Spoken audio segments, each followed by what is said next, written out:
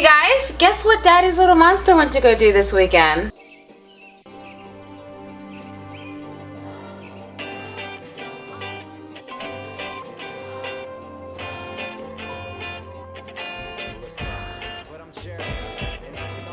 For the Apple Bites, for this weekend, if you were like me, you ran out to go see Suicide Squad. I was psyched to see this film. I loved it so much that I saw it twice. I couldn't help myself. Now here's the thing, a lot of people were seeing a lot of critic reviews once again about the DC movies on going, this movie isn't looking so great, which I'm starting to think is a conspiracy theory, but you can't really blame me, huh? Now, here's the thing. When you watched a movie, you either had one or two options. You either loved it or you hated it. You picked either one, pink, yellow. But let's hopefully go with you went with yellow. Now, granted, a lot of these movies, they tend to not always follow the perfect comic book storyline. Here's the issue. With comic books and like with any other novel, there's so much information in there that it is so hard to grasp it all and hold on to it to fit into a 2-hour time slot. It's not gonna happen, okay? Like when this movie with Air Visions comes out with me in it, I'm not going to expect them to have the entire shebang-a-bang inside the pot. It's not gonna happen. It's not a hot pot. It's not what's gonna happen. It's just going to pick out the best elements. And quite frankly, Suicide Squad was a lot of fun. If I can pay the movie twice to see it in once regular as well as in 3D, I think it's worth the penny. First, let's start with the character introductions. I found the character introductions to be very playful and very much set to the individual. They didn't try to cast them as this huge, amazing group all at once. They gave them all individual introductions. They had the music, they had the way what they were doing in their cells. They broke everything down so you got to know the person as well as you also got to identify with who you like the most.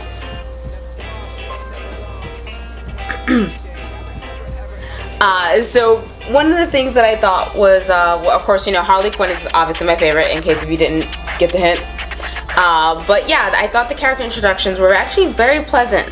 They broke it down. You got to know who these people are, and if you like them, you got them. As a writer, it is the most difficult part to introduce the character, especially in movies. It's not easy because you need the audience who knows the character to recognize the character, and then you need to get the people who don't really know the character get to know them. So it's a hard little place to kind of be like, you're kind of in a little corner, you don't really know what to do with yourselves. So it makes it a little difficult when you're trying to create this movie based on a comic book that has so much information that is overwhelming for your head. You getting me?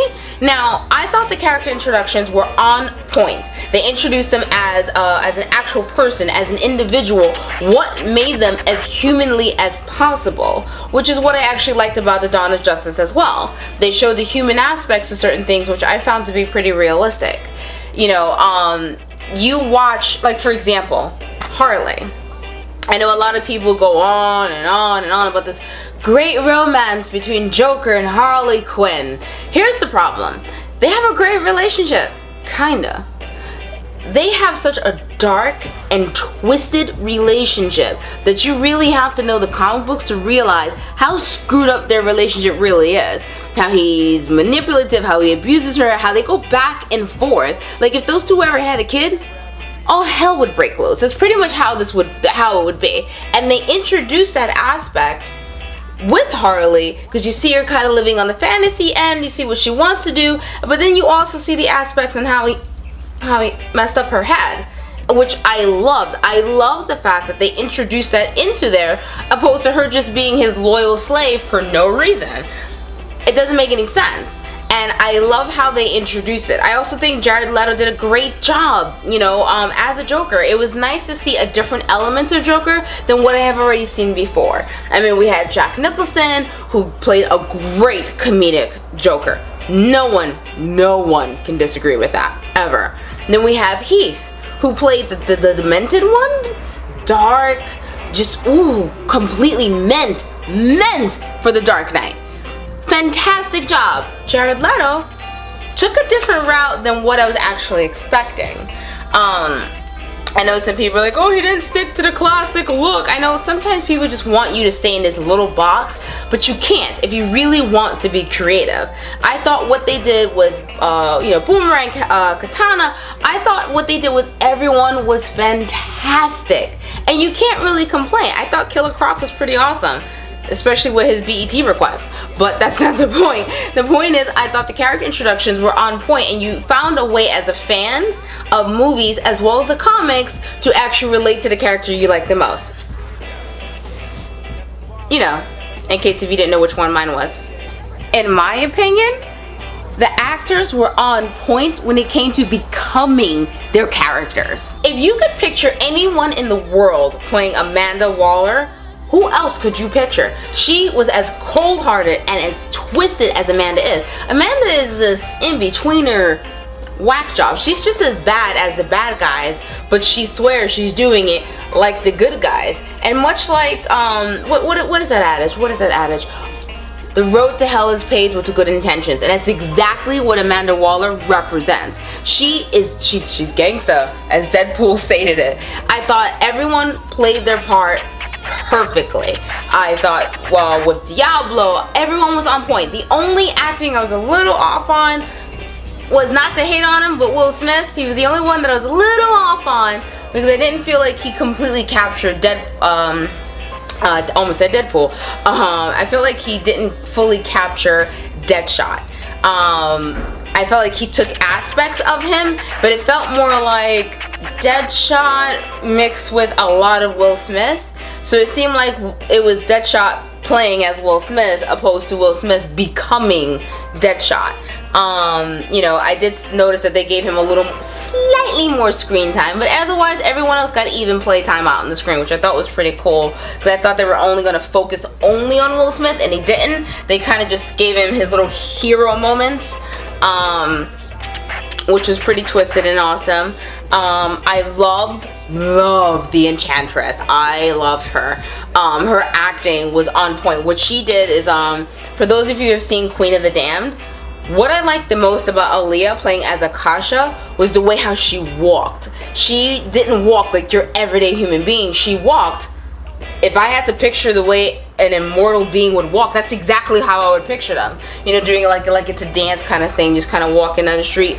That's exactly what she did as the Enchantress. And at first I thought it was kind of cute when she's up there like doing her little spell. She's like casting and kind of doing her little thing, like she's doing salsa merengue at a slow, weird speed.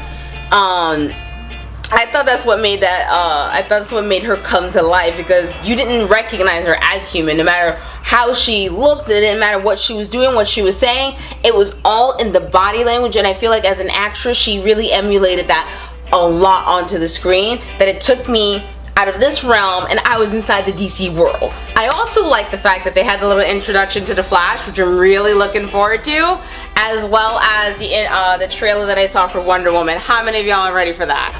Okay, so I admit, I tend to be a DC girl, but I still love Marvel. I love Marvel, and I love Deadpool. There's a lot of things about Marvel that I love, but with the critic reviews that I kept reading prior to the movie coming out, I just started to kind of wonder if all the critics were feeling a little biased opinion.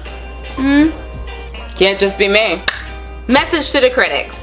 Here's the thing, when someone's working really hard to create a movie, you're not supposed to destroy the movie before it comes out, but then promote the opposite company as if it's in its glorious honor, as if it is the most perfect thing.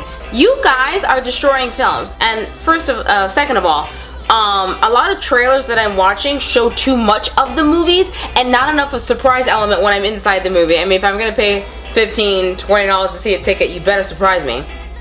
Just saying.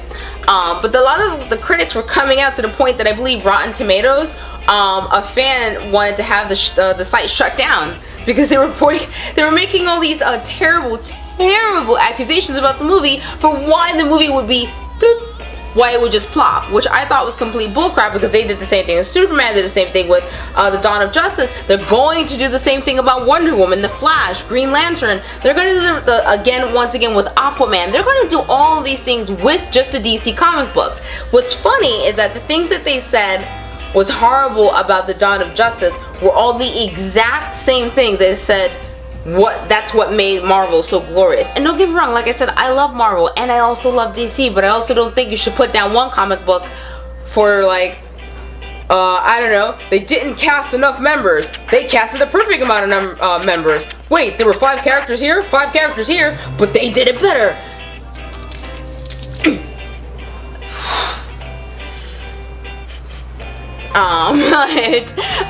The thing about it that I feel like critics are ruining movies now to the point that people are not getting the chance to actually experience the movie for themselves. These critics are out to just bash the movie for the sake of bashing it, and then I feel like as a fan, I kind of have to defend. Listen, I'm gonna defend Batman, okay?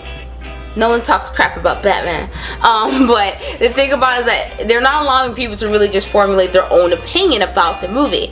It is not an easy task to translate comic book or any novel, even a short story, into a film. The only way any of this ever really works out is maybe as a television show, and even then you can screw it up. And I feel like the critics are they're just any chance they can get just take a whack at DC for no reason, they're gonna just do it. And which to me personally, I think is completely unfair. It's just not fair at all, because you're not even giving them the complete running, you're not giving them the ground to stand on, and then when they stand super well, you're surprised. Like the critic that said, Batman doesn't have enough fans. Besides all that, I found the movie to be a lot of fun. I loved it in 3D, I loved it as in 2D or whatever the regular one is. I thought it was a lot of fun. I thought the jokes were quirky, I liked the cute little one-liners, they were very comic booky. And I'm being a little biased when I say this, my favorite part of course was Harley Quinn. My only complaint is there were a couple of scenes in the trailers, once again you left me no element of surprise, that I would have loved to have enjoyed sitting in the theater watching it for the very first time, opposed to recognizing this scene and going, oh, that's the scene where she does the thing with the hammer. And wait, did I do that right? I think I did that, I'm not even sure. But the thing about it is that there were certain scenes that I just recognized from watching from the trailer, and that's pretty much my only complaint, because I don't want to watch a trailer and then spend $15, $20 on my ticket and then realize I've already seen the movie for free on YouTube. That's not cool, y'all. Just saying. But otherwise, Harley Quinn, of course, was my favorite part. What I loved was they also, what I've noticed with the DC books, they've been sort of tapping into the Arkham Asylum and giving you that RPG player feel, like as if you're playing Arkham Asylum. I also love the fact that Harley would play dead, which, you know, she used her acrobatic skills, she was on point. Yeah, her costume is something new, it's an inventive, and it's awesome. Okay, so don't be putting down the costume. Don't be like, it's not the traditional. Get an imagination. That's all I'm saying, people. That's all I'm saying. But I like the fact that she would just play dead, and then like as soon as Batman would come closer, it was like, whee! You know, and much like what Batman always does with her, he just punches Harley in her face. Like, down, girl, down. That's exactly what he does every single time.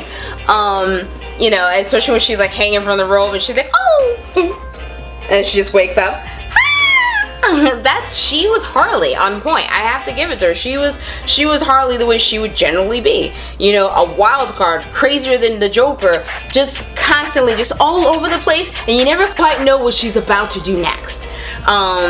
I really did enjoy that. And I also really liked the camera angles that they did, where you felt like I said you were playing the video game. You felt like you were there. Okay, you had your controller out. You were like, yeah, let's get them. You didn't see that. Just pretend you didn't see that. So, you felt like you were playing the video game, which I thought was pretty awesome. That was one of the best parts that I really did enjoy. The movie's a lot of fun. I'm trying not to give away a lot. I'm not too keen on how to do movie reviews, so feel free to tell me if you felt like I told you too much, not enough. If you saw Suicide Squad, tell me what you thought about it, because I want to know. I want to know exactly what you are thinking about the Suicide Squad. And who else is going to see Wonder Woman? I'm supposed to turn and there's a yellow lasso. Just, listen, work with my imagination, please. Applebytes, be sure to let me know what you think of the movie. I really want to know. And while you're down there as an Applebite, if you're not an Applebite, I want you to click that button down that says subscribe.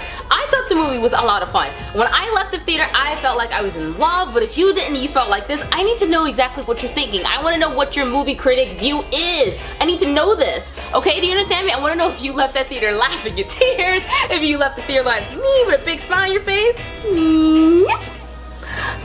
I just want to know. I just need to know, because I thought, and also, what's your favorite character? And if Suicide Squad isn't your favorite movie, what's your favorite character in general? Like, do you like DC? Do you like Marvel? And are you with me when it comes to this conspiracy theory that they're just trying to take out DC for no reason? And I think it's just a little odd, a little bit biased. I'm pretty sure it's not just me. Make sure you comment, give me a thumbs up. I want to hear more about what you think. And if you disagree with me and think that the movie was crap, it's okay. Give me a thumbs down, because I can take you. Just want you to know. Thank you so much for watching. Whoop, whoop.